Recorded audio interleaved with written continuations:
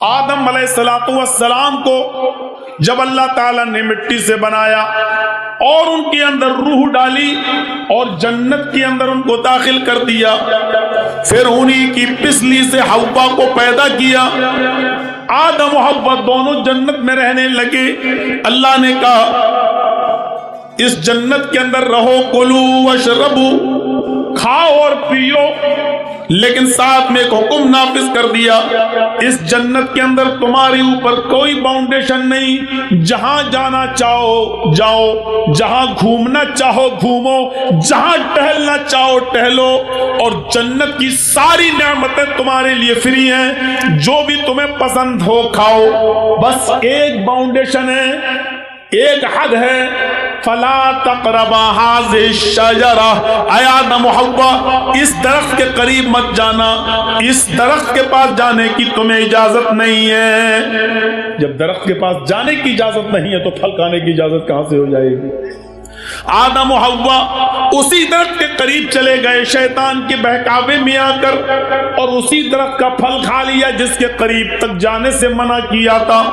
फिर जन्नती लिबास उनके जिस्म से उतर जाता है और उन दोनों को इस नाफरमानी के इस जुर्म की पादाश में जन्नत से निकाल कर दुनिया में भेज दिया जाता है। ये मंजर जो हमारा कुरान पेश करता है, हूबहू सेम टू सेम यही मंजर हिंदू धर्म की नाक कही जाने वाली एक किताब है मनुस्मृति, उस मनुस्मृति के अंदर पूरा का पूरा ये मंजर मौजूद है। आशु और शत्रुपा को ईश्वर ने जब स्वर्ग में प्रवेश करा दिया तो कहा कि हाय आशु और हाय शत्रुपा, तुम दोनों इस वृक्ष के निकट मत जाना। आशु और शत्रुपा उसी वृक्ष के निकट पहुंच गए और उस वृक्ष का फल खा लिया। स्वर्गीय वस्त्र उनके शरीर से उतर जाता है, जन्नती लिबास उनके जिस्म से उतर जाता है। स्वर्ग के बड़े बड़े वृक्षों के पत्तों से उन्होंने अपने गुप्तांग को, अपने शरीर को छिपाया, और उसके बाद उन दोनों को स्वर्ग से निष्कासित कर दिया गया, जन्नत से निकाल कर उनको दुनिया में भेज दिया गया। यही वाकया मनुस्मृति के अंदर भी मौजूद है। इससे साफ क्लियर होता है कि आदम और हव्वा का वाकया मनुस्मृति में मौजूद है। हजरत नूह अलैहिस्सलातु वस्सलाम अपनी कौम को समझाते रहे, बिल आखिर कौम ईमान नहीं लाई, अल्लाह का अज़ाब आया, जमीन से पानी, आसमान से पानी। नूह का बेटा कनान एक पहाड़ के ऊपर चढ़ गया। नूह अलैहिस्सलाम ने कहा मेरे बेटे आज मेरी कश्ती में बैठ जा, ईमान लिया, अल्लाह को मान ले, तौहीद को मान ले, ईश्वरवाद को कबूल कर ले, लेकिन वो नहीं माना। कहने लगा पानी पहाड़ तक नहीं आएगा। पानी पहाड़ तक पहुंच गया, नूह का बेटा ईमान नहीं लाया और नूह के सामने उनका बेटा डूबकर मर गया। जो वाकया हमारे कुरान ने नूह अलैहिस्सलाम और उनके बेटे का बताया, यही वाकया मनुस्मृति में मनु के ताल्लुक से मिलता है कि मनु ने अपनी कौम को, अपनी जाति को, अपने समूह को सचेत किया, डराया और धमकाया, लेकिन जब उनकी जाति वाले, समूह वाले उन पर ईमान नहीं लाए, स्वीकार नहीं किया उनके निमंत्रण को, उनकी दावत को, तब ईश्वरीय प्रकोप आया, महाप्रलय आई, धरती ने भी जल निकालना शुरू कर दिया और आकाश से भी जल की वर्षा होने लगी। मनु का पुत्र एक पर्वत पे चढ़ गया। मनु ने अपने पुत्र को बुलाया, मेरे पुत्र मेरी कश्ती में, मेरी नाव में, मेरी नाव में आ जा। मनु का पुत्र नहीं माना, अर्थात उसने मनु के निमंत्रण को स्वीकार नहीं किया, रिजेक्ट कर दिया। मनु के पुत्र को मनु के सामने डुबो दिया गया और मनु का पुत्र डूब के मर गया। ये वाकया जो हमारे कुरान ने नूह अलैहिस्सलातु वस्सलाम के संबंध में पेश किया है, यही वाकया मेरे भाइयों कुरान ने भी पेश किया है। इससे पता चलता है कि आदम अलैहिस्सलाम, नूह अलैहिस्सलाम से लेकर मुहम्मदुर रसूलुल्लाह सल्लल्लाहु अलैहि वसल्लम तक जितने भी नबी आए, उन तमाम नबियों का दीन एक था। नूह मनु है, सबसे पहले मूर्ति पूजा मनु के अंदर ही आई, और हमारा इस्लाम भी ये कहता है कि सबसे पहले मूर्तियों की पूजा नूह अलैहिस्सलाम के जमाने में आई। नूह अलैहिस्सलातु वस्सलाम के जो 5 बड़े बुजुर्ग थे नूह की कौम के, वद, सुआ, यगूस, यऊक, नस्र, नूह अलैहिस्सलाम के इंतकाल के बाद नूह की कौम ने इन 5 बड़े बुजुर्गों का बुत बनाया और उन्हीं के जरिए दुआएं करने लगे और उन्हीं को पूजने लगे। मूर्ति पूजा की शुरुआत वहां से होती है, ये हमारा इस्लाम कहता है और हिंदू धर्म भी यही कहता है कि मूर्ति पूजा मनु के दौर से चल रही है। ये चीज आप देखते जाएं। फिर आगे बढ़िए, फिर हमें ये मिलता है, जब आप भविष्य पुराण पढ़ेंगे तो हमें ये मिलता है कि शंकर जी की कोई औलाद नहीं होती थी, तो उन्होंने अपनी पत्नी को एक मंत्र दिया, पार्वती जी को, और पार्वती जी जब नहाने लगी तो उनके जिस्म से, उनके शरीर से जो मैल और कुचैल और गंदगी जो निकल रही थी, उस मैल और कुचैल और गंदगी से उन्होंने एक पुत्र बनाया, बेटा, और उसका नाम रख दिया गणेश। गणेश को तलवार लेकर दरवाजे पे खड़ा कर दिया, किसी को अंदर मत आने देना, मैं नहा रही हूं, मैं स्नान कर रही हूं। शंकर जी अपने घर आ रहे हैं, गणेश तलवार लेकर बाहर खड़े हैं। गणेश को यह नहीं मालूम कि ये मेरा बाप है और शंकर को यह नहीं मालूम कि ये मेरा पुत्र है। शंकर अंदर जाने लगे। गणेश ने कहा, कहां जा रहे हो? शंकर जी ने कहा, वाह, घर मेरा, मुझसे पूछ रहा कहां जा रहे हो, मेरी बिल्ली मुझी को म्याऊं? गणेश जी बोले कि मेरी मां ने कहा है कि किसी को अंदर मत आने देना, मैंने वचन दिया है कि कोई भी अंदर नहीं जा सकता है, मैं अपनी जान दे दूंगा लेकिन वचन बेकार नहीं करूंगा। शंकर जी ने तलवार उठाई और कहा, मुझे मेरे घर में जाने से रोक रहा है, पार्वती कौन है तुम्हारी? गणेश ने कहा, मेरी मां। शंकर ने कहा, वाह, पार्वती मेरी बेटी है, मेरी बीवी है, और तू कह रहा मेरी मां है, मेरा तो कोई पुत्र है ही नहीं। तब गणेश जी ने कहा कि आज ही तो उन्होंने बनाया है। शंकर जी बोले, भगवान मैं हूं, बनाना पार्वती जी को कैसे आ गया है? दोनों में बहस चली और शंकर जी को गुस्सा आया, उन्होंने तलवार मार दी और अपने बेटे की गर्दन उड़ा दी, अंदर घुस गए। पार्वती जी ने जिद की, ये तुमने क्या किया, मेरे बेटे को, मेरे पुत्र को तुमने मार डाला, उसका वध कर दिया। अब मैं उस वक्त तक तुमसे बातचीत नहीं करूंगी जब तक कि मेरे पुत्र को तुम जीवित न कर दो। शंकर जी ने पूरे जंगल में अपने पुत्र की कटी हुई गर्दन तलाश की लेकिन नहीं मिली।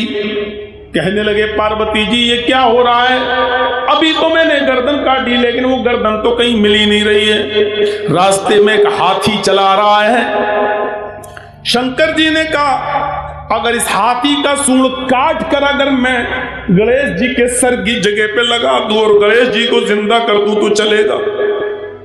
पार्वती जी बोली, कुछ भी करो लेकिन पुत्र को जिंदा करो। तब शंकर जी ने हाथी की सूंड काटी और गणेश जी की गर्दन की जगह पर रखकर उनको जीवित किया। तब गणेश जी जिंदा हो गए। धूल की तह जम गई इस वाक़े पर।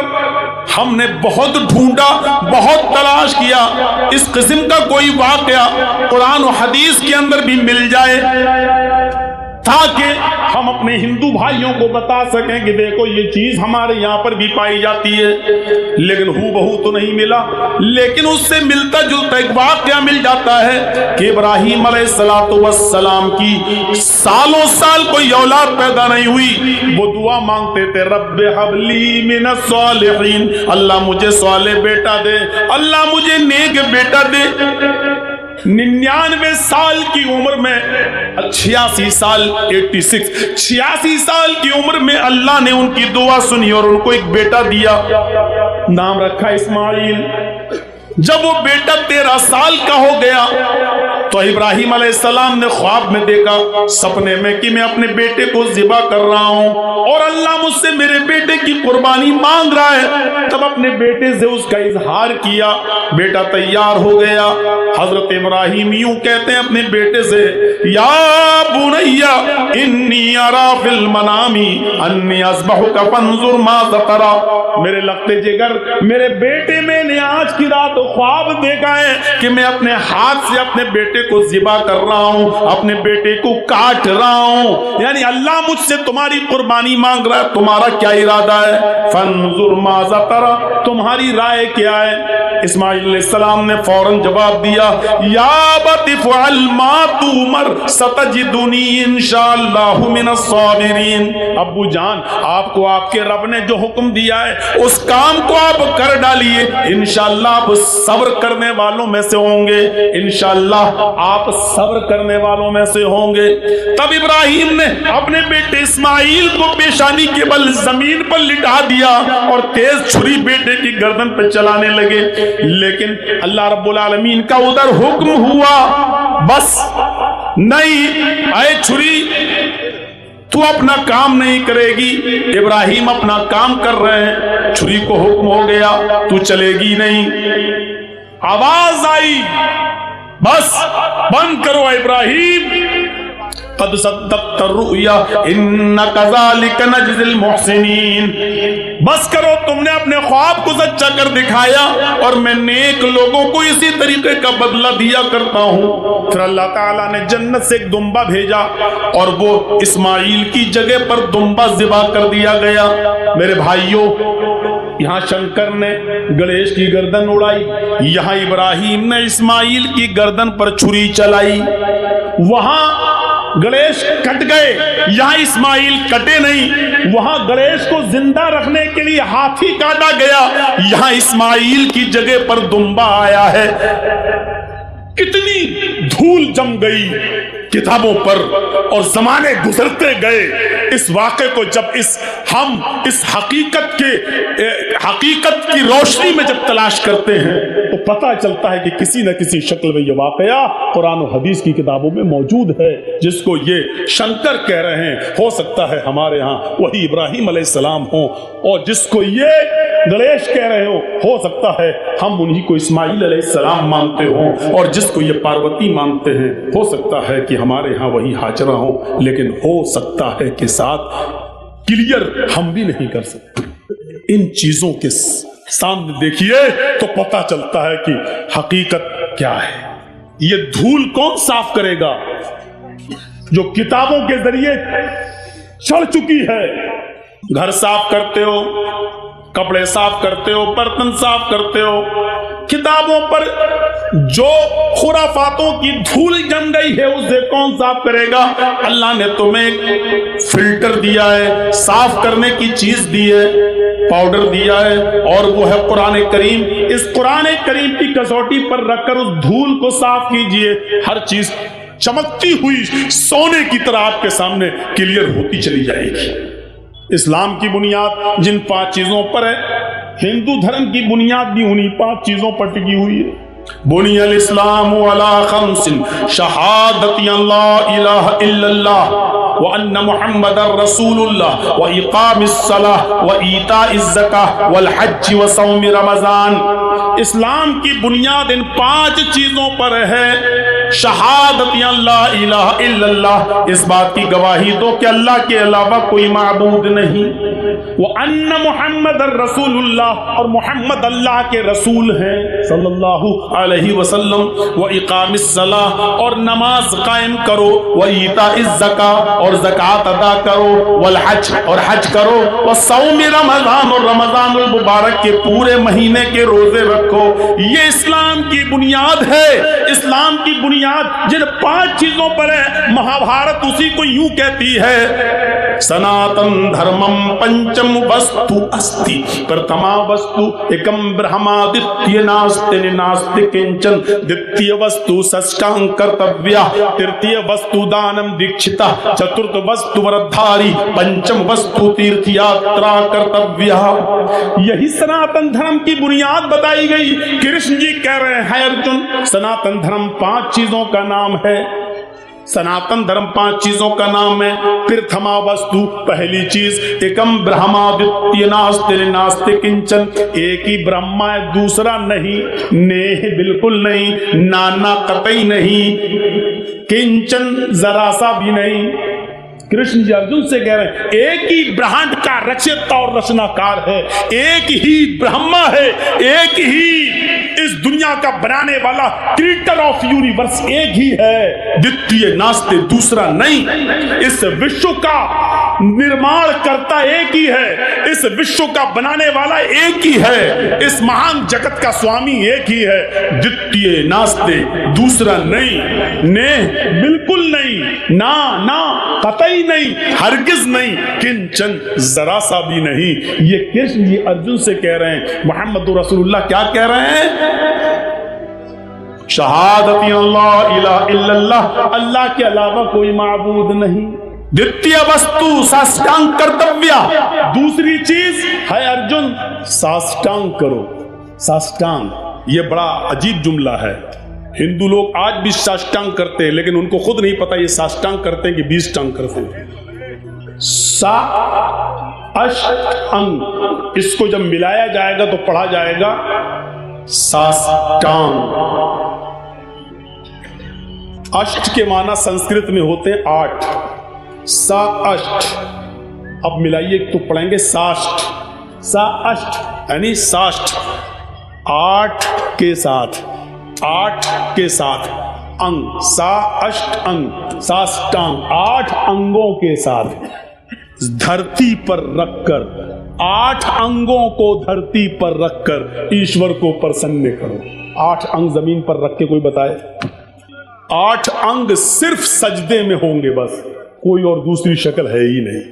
सजदे में आप जाइए, माथा और नाक कितना है? 2 हाथ कितना? 4, और दोनों घुटना कितना हुआ? 6, और दोनों पैर 8। सा अष्ट अंग। कृष्ण जी कह रहे अर्जुन साष्टांग करो यानी सजदा करो, और खुल के कह दूं नमाज पढ़ो। पहली चीज, इस ब्रह्मांड का रचयिता और रचनाकार एक है, दूसरा नहीं, यानी एक ही अल्लाह इबादत के लायक है, दूसरा नहीं।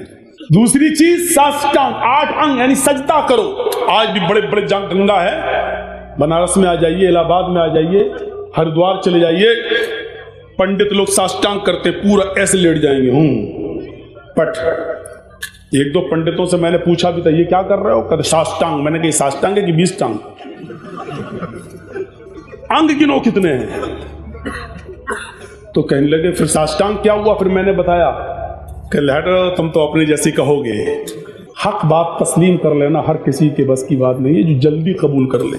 तुम अपनी मीनिंग से देखो, सा अष्ट अंग, साष्टांग का मतलब ही होता है 8 अंगों के साथ, और 8 अंग सिर्फ सजदे के अंदर होते हैं। तृतीय यहां क्या कहा? इकामिस सला, नमाज पढ़ो। तीसरी चीज इस्लाम ने क्या कही? ज़कात दो, व ईताइज़ ज़का, ज़कात दो। और यहां कृष्ण जी क्या कह रहे? अर्जुन दानम दीक्षता, दान दो, दान खैरात करो। यहां ज़कात, वहां खैरात। चतुर्थ वस्तु व्रतधारी, चौथी चीज व्रत, उपास, रोजा। यहां चौथी चीज बसौमी रमजान, रमजान के पूरे महीने का रोजा। वल हज, यहां 5वीं चीज हज, वहां तीर्थ यात्रा कर्तव्य, तीर्थ यात्रा करो। किसी पवित्र शहर में गंगा जलेश्वर भवती, जहां गंगा का पवित्र जल मौजूद हो, ऐसे शहर में चले जाओ जहां गंगा का पवित्र जल मौजूद हो। हाँ, आगे का मतलब बड़ा अजीब है, वो समझना पड़ेगा। स्नान कर्तव्य, उसमें डुबकी लगाओ ताकि तुम्हारे पाप मिट जाएं। ये चीज समझने की है। कृष्ण जी कह रहे हैं 5वीं चीज तीर्थ यात्रा करो, यानी अपना शहर छोड़कर किसी पवित्र शहर चले जाओ, गंगा जलेश्वर भवती, जहां गंगा का पवित्र जल मौजूद हो। स्नानम कर्तव्य, उसमें स्नान कर लो। इसी वजह से हिंदू भाई गंगा में डुबकी लगाते हैं ताकि पाप मिट जाएं। चाहे कितने गुनाहगार हो, डुबकी लगाओ, पाप धुल गए। जबकि इसका मतलब यह है किसी ऐसे शहर में चले जाओ जहां गंगा का पवित्र जल मौजूद हो, जहां पानी ऐसा मौजूद हो, और उसमें डुबकी लगाने का मतलब यह कि उस शहर में चले जाओ, गंगा जल में पवित्र शहर में चले जाओ का मतलब यह कि मक्के में चले जाओ, और डुबकी लगाने का मतलब यह है कि मक्के में दाखिल हो जाओ, यानी हज करो।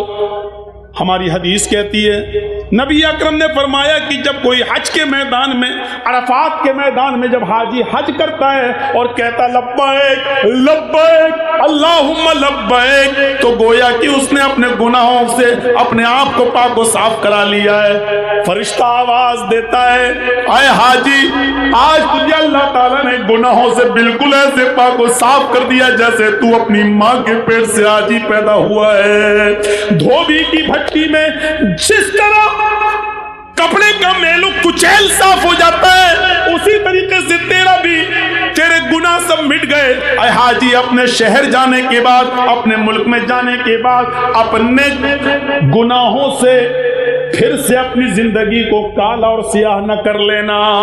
तो तीर्थ यात्रा का मतलब यह है कि हज कर लो, पवित्र शहर चले जाओ, वरना डुबकी लगाने से गुनाह माफ नहीं होते। माफ करना, अगर डुबकी लगाने से गुनाह माफ होते और पाप मिटते तो वो फिल्म न बनती और वो फिल्म में ये गाना नहीं बनता।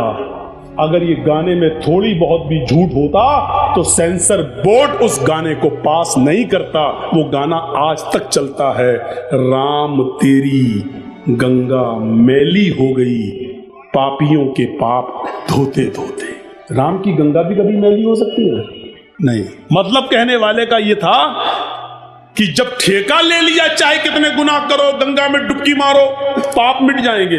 तो गंगाओं में इतने पाप हैं, जो आया गुनाह करके वो डुबकी लगा रहा है, वो तो गुनाह से मिट गया, लेकिन वो गुनाह गंगा में इतने भर गए हैं, अब जो भी डुबकी लगाएगा उसके गुनाह मिटेंगे नहीं, बल्कि जो गंगा में पाप है वो चढ़ेंगे और उसके ऊपर। आज तक ये गाना चलता है, बजता है, और इसको कोई निकाल नहीं सका, जबकि केंद्र में सरकार भी तुम्हारी है, पक्के राम के मानने वाले भी हैं और गृह मंत्री जी भी तुम्हारे हैं, सुप्रीम कोर्ट के जज जब उनके अंडर में हैं, तो फिल्म भी दुनिया से ये गाना निकालने में उनको टाइम ही कितना लगेगा, लेकिन आज तक नहीं निकाल सके, क्योंकि इसमें सच्चाई है, इसमें सच्चाई है। तो 5 चीजें जो हमारे यहां वही तुम्हारे यहां, और तौहीद पूछो मत। यचित्तियो यो पिम्मिम्मा नस्तस्मा देवी शोरी ऋषा। कोई जवाब है इस मंत्र का? यजुर्वेद का मंत्र है ये।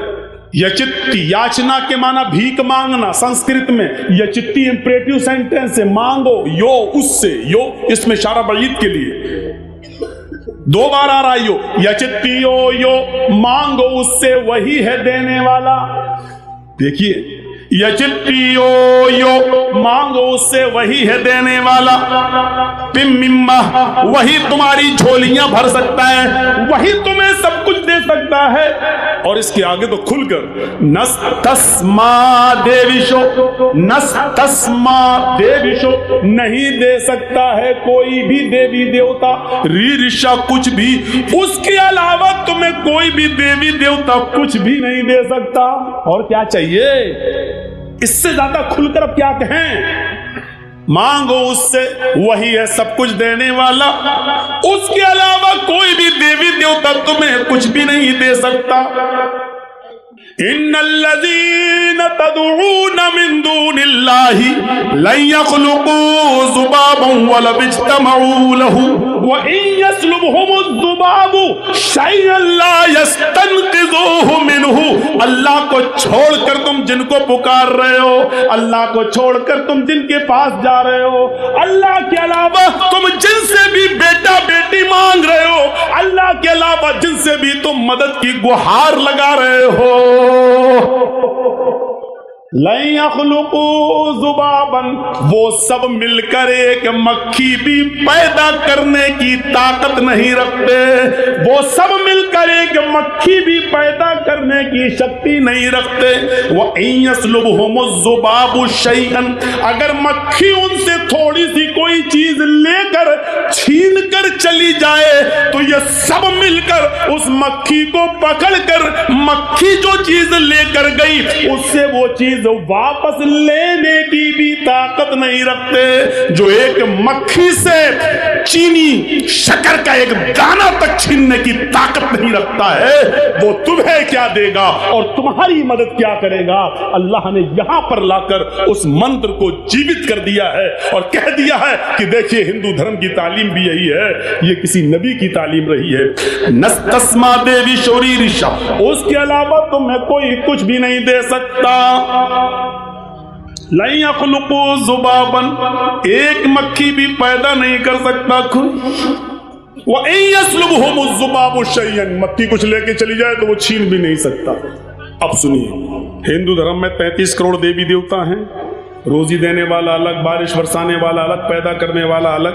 जो 3 बड़े बड़े खुदा माने जाते हैं हिंदू धर्म में, वो 3 हैं बड़े बड़े, ब्रह्मा, विष्णु, महादेव।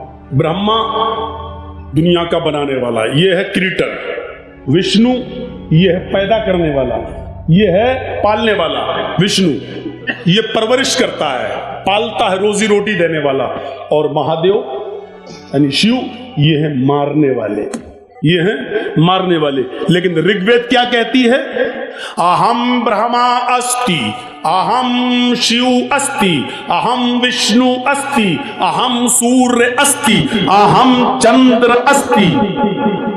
मैं ही ब्रह्मा हूं, ये लीजिए, मैं ही ब्रह्मा हूं, मैं ही विष्णु हूं, मैं ही शिव हूं, मैं ही क्रिएटर हूं, दुनिया बनाने वाला मैं ही हूं। अहम विष्णु, मैं ही परवरिश करने वाला हूं, पालने वाला हूं।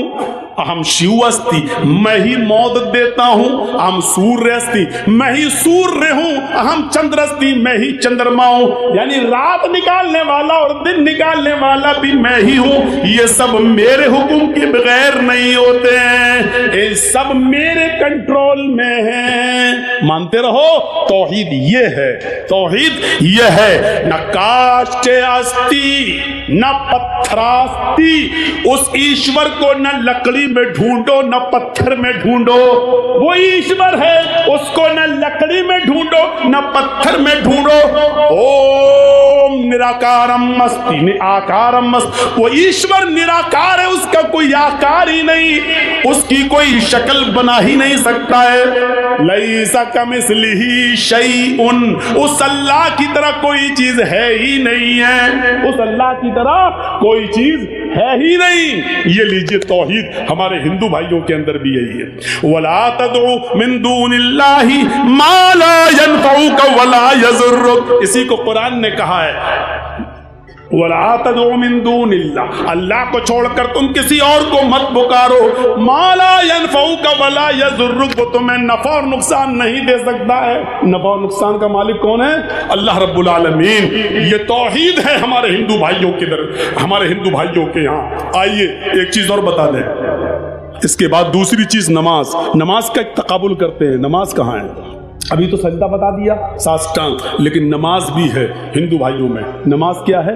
श्रीमद् भागवत गीता अध्याय 6 और मंत्र नंबर 10। आप लोग तो बिहार वगैरह में, बंगाल में रहते हैं, इन मंत्रों को मैंने अयोध्या में भी पढ़ा है, जबकि अयोध्या पंडितों के मामले में सबसे आगे। और आप तो जानते हैं कि मेरी खास तौर पर मेरी तकरीर के मंत्रों को बड़े उछाल कर पेश किया जाता है, और मैं बोलता कुछ हूं और हेडिंग कुछ और बनाई जाती है। यूट्यूब जब आप खोलेंगे और मेरी तकरीर देखेंगे तो आप हेडिंग देखेंगे, मौलाना को मोदी ने दिया अवार्ड, लेकिन जिंदगी में हमने मोदी को ओरिजिनल में शक्ल तक नहीं देखी। ये झूठ से पैसा कमाने वाले यूट्यूबर आपको बहुत मिलेंगे, उसकी शक्ल रियल में नहीं देखी, तस्वीरों में देखी, और अल्लाह करे कि ना देखूं रियल में। टीवी पे तो सभी देख लेते हैं, हमने भी देख ली, फोटो में देख लिया। कल देखा वो फेसबुक पे किसी ने डाला, फोटो डाला हुआ था, कुत्ता उसको नोच रहा था, और फिर नीचे डाल के उसने पेशाब भी कर दिया था। ये कल की बात है, कल ही मेरे फेसबुक पे किसी ने डाला। तो वो होता चलता है, तस्वीर है, कुछ भी कर सकता है तस्वीर के साथ। कायनात में अगर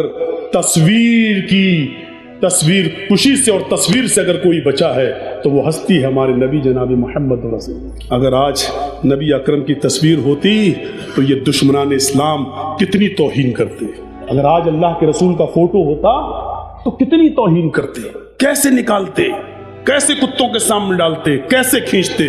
अल्लाह तेरा शुक्र है कि तूने हमारे नबी जनाबी मोहम्मद रसूलुल्लाह सल्लल्लाहु अलैहि वसल्लम को दुश्मनान इस्लाम की इन भयानक चालों से तूने महफूज फरमाया। तो मेरे भाइयों, श्रीमद् भागवत गीता के अध्याय 6 और मंत्र नंबर 10 देखिए।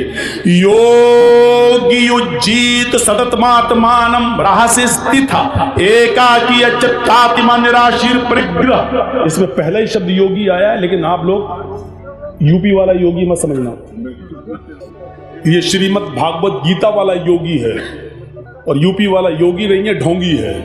दोनों में फर्क है। योगी उज्जीत सततमात्मानम रहस्य स्थिता।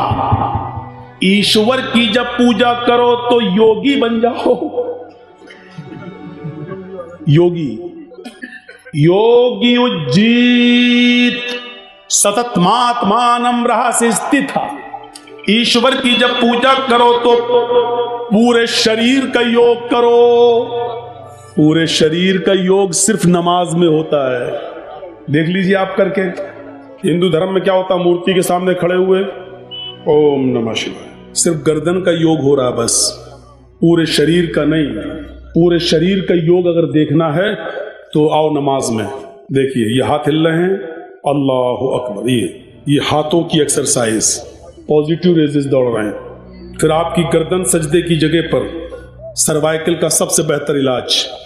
लेकिन ऐसा ना हो, ऐसे करेंगे आप नमाज पढ़ना, घड़ी देखेंगे, इमाम साहब सूरह बकरा पढ़ना शुरू कर दिए, आप घड़ी देंगे कितनी लंबी सूरत पढ़ रहा है, तब नहीं। आप ऐसा अल्लाहु अकबर। अब देखिए आप नीचे सजदे की जगह पर आप रहिए, 1 मिनट खड़े रहिए। ये गर्दन की एक्सरसाइज, सर्वाइकल का बेहतरीन इलाज। आर्थो स्पेशलिस्ट से पूछिए जो हड्डी के डॉक्टर हैं, ये इलाज। अल्लाहु अकबर कहकर रुकू में जाइए, हड्डी, रीढ़ की हड्डी इतनी सीधी कर लो कमर कि पानी का भरा हुआ प्याला या बर्तन आपकी पीठ पर रखा जाए तो गिरे नहीं। इस तरह रुकू होना चाहिए, पीठ बिल्कुल ऐसी सीधी। ये रीढ़ की हड्डी की एक्सरसाइज, कमर की एक्सरसाइज। फिर सजदे में जब जाइए तो ब्लड सर्कुलेशन आपके दिमाग तक, ब्रेन हेमरेज नहीं होगा उस आदमी को जो 5 वक्त की नमाज पढ़ता है। क्यों? क्योंकि 5 वक्त इंसान जब सजदा करेगा तो सजदा एक ऐसी जगह, आप खड़े हैं, सर्कुलेशन ब्लड का दिमाग तक नहीं जा पा रहा है, या जो स्पीड आपके दिमाग को खून की चाहिए, खून की जो रगे हैं दिमाग की, वहां जो खून पहुंचना चाहिए जितना, हालते स्टैंडिंग में, खड़े होने की हालत में नहीं पहुंच रहा। जब आप सजदा कर रहे हैं तो ब्लड का सर्कुलेशन आपकी दिमाग की नसों तक पहुंच रहा है। ये ब्रेन हेमरेज से आपको बचाता है और आपके दिमाग और भूल चूक की बीमारी से आपको दूर रखता है। ये पूरे शरीर का एक्सरसाइज सिर्फ नमाज के अंदर। योगी उज्जीत सततमात्मानम। हाय अर्जुन, जब ईश्वर की पूजा करो तो पूरे शरीर का योग कर लो, पूरे शरीर की एक्सरसाइज कर लो। सततमात्मानम, और इसको हमेशा पकड़े रहो, कभी मत छोड़ो। रहस्य स्थित, अगर एक भी टाइम छोड़ दिया तो तुम स्थित न रहोगे, कायम न रहोगे, धर्म पर जमे नहीं रहोगे। मन तरक सलात मुतअम्मिदन फक़द कफर, अगर कसदत जानबूझकर नमाज छोड़ी जिसने, उसने कुफ्र किया। एकाकी, हाय अर्जुन, जब ईश्वर की पूजा के लिए खड़े हो तो एक ईश्वर के सामने खड़े हो जाओ। एकाकी, एक अल्लाह के सामने खड़े हो जाओ। यच्चतात्मा, और अपनी आत्मा को उसी की तरफ लगा दो, पूरा दिमाग उसी की तरफ लगा दो। देखिए अल्लाहु अकबर, पूरा दिमाग वही लगना चाहिए, ऐसे ऐसे नहीं। यच्चतात्मा, अपनी आत्मा को उसी की तरफ लगा दो। यच्चतात्मा, निराशीर, सबसे निराश हो जाओ, सबसे नाउम्मीद हो जाओ, लेकिन ऊपर वाले से निराश मत होना, क्योंकि उसी के सामने खड़े हो, वो तुम्हें सब कुछ देगा। परिग्रह, वही तुम्हें देगा, वही तुम्हारी झोली भरने वाला है। सबसे निराश हो जाना, लेकिन उससे नहीं। हृदय नमः, जब खड़े हो तो अपने हृदय, सीने पे हाथ रख लेना। हिंदू भाइयों रख लेते हैं, आपने देखा होगा ना, हृदय, ये सीने पे हाथ रखते हैं। ओम भूर्भुवः स्वः, सीने पे। हम लोग भी सीने पे रखते हैं, बहुत से लोग नमाज पढ़ते हैं तो नीचे भी रखते हैं, अपना अपना है, कर रहे हैं। ये दौर नहीं है किसी के खिलाफ बोलने का। इस वक्त हमें और आपको सबको एक प्लेटफार्म पे आने की ज़रूरत है। ये मौका नहीं है मसलकों के झगड़े में उलझने का।